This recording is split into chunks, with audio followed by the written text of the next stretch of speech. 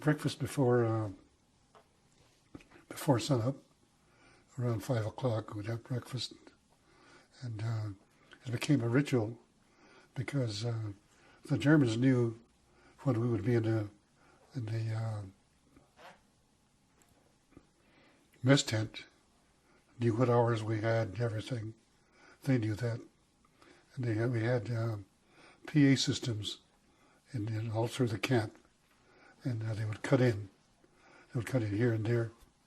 When they knew we were at breakfast, they would announce. They'd cut in and say, they'd name our unit, they'd name our leaders, they'd name everything to let us know that they knew who we were, and what we were doing. I said, you're having your breakfast, enjoy, because this may be our last meal, because our boys will be waiting for you. Just things like that. So this was Axis Sally. Axis Sally was an American woman who did the same thing for the Germans as Tokyo Rose did for the Japanese, encouraging Americans to surrender and be weak and all that. And we'd go to breakfast, and they knew exactly when we were going to have breakfast. Then they'd come on, and made you wonder who the heck was telling on you, because Right. you look across the table and say, I wonder if he's the one that's giving us away, because they'd cut into our own radio system, and they'd cut in and they'd say, we know you're coming, enjoy your breakfast because we'll be waiting for you. And you're an 18, you're a 19-year-old Right. kid. That had to have been absolutely terrifying. It made you wonder how the heck they knew, And we never found out. They had ideas, but never found out. Many of us know these legendary stories of Navajo wind talkers from the Pacific theater in the war. Well, Barney and Henry were asked to do very similar things with their native language. It was not long conversations, and we tried not to use a word of English. Everything was in Crow, and because we could talk code, but the enemy would have the code in no time. But they couldn't copy the Crow language because there's no other language, there's no other speaker that knows the Crow language like we do.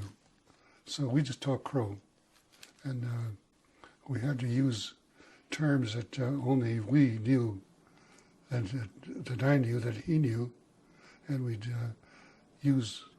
wouldn't use English words, we just used Crow words to describe things. Example,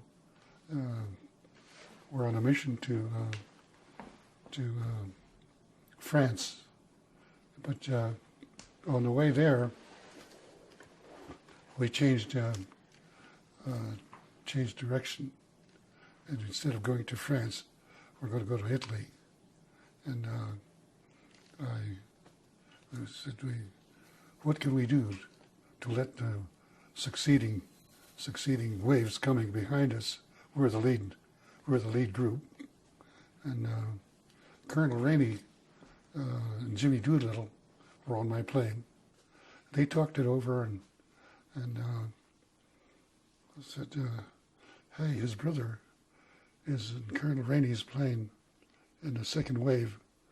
We're in Jimmy Doolittle's plane in the lead group.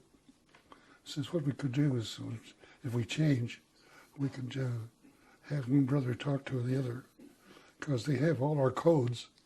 We could talk code, but they know what we're doing. He said, we'll just have these Crow boys talk Crow to each other.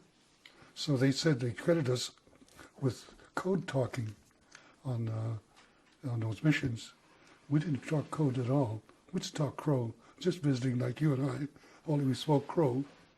And we knew that our commanders knew that there would be no one on the German side that could talk Crow.